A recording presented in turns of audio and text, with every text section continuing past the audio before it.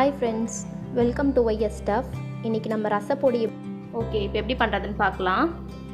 இந்த மெஷரிங் கப்பில் நான் 2 கப்பு தனியாக எடுத்துகிட்ருக்கிறேன்.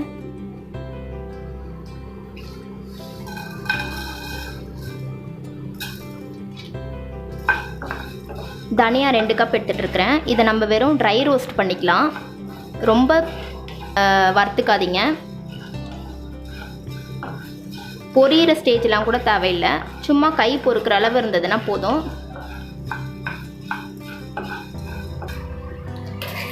அதே மெஷரிங் கப்பில் தோரம் பருப்பு 2 கப் எடுத்துகிட்ருக்கிறேன்.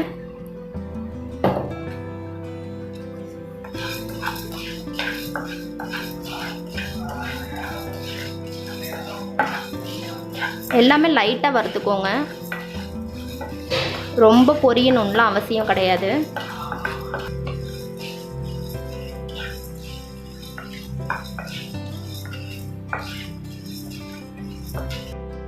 இதே மெஷரிங் கப்பில் தான் மிளகும் எடுத்துகிட்ருக்கிறேன், 1 எடுத்துகிட்ருக்கிறேன்.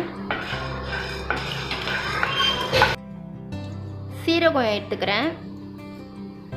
சீரகம் அதே இதில் 1 போட்டுக்கோங்க.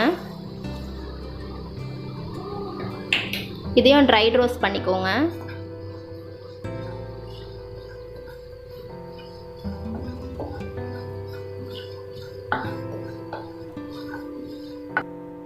காஞ்ச மிளகாவும் நான் இதிலேயே போட்டுக்கிறேன். நான் ஒரு 6 எடுத்துருக்கிறேன் காஞ்ச மிளகா. காஞ்ச மிளகாவும் இதிலேயே போட்டுக்கோங்க.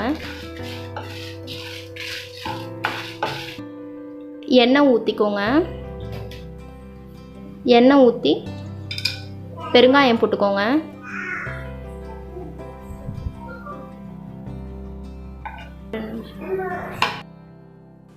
பெருங்காயம் நல்லா பொரிஞ்ச உடனே எடுத்து தனியாக வச்சுக்கோங்க. அப்புறம் கருவேப்பிலை டேஸ்ட்டுக்காக போட்டிருக்கிறேன். உங்களுக்கு எவ்வளோ கருவேப்பிலை வேணுமோ போட்டுக்கோங்க. அவ்வளோதான் ஃப்ரெண்ட்ஸ், இதெல்லாம் அரைச்சிக்கோங்க.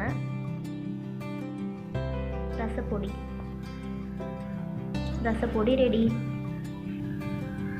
உங்களுக்கு இந்த வீடியோ பிடிச்சிருந்ததுன்னா லைக் பண்ணுங்கள், ஷேர் பண்ணுங்கள், மறக்காமல் சப்ஸ்கிரைப் பண்ணுங்கள். தேங்க்யூ.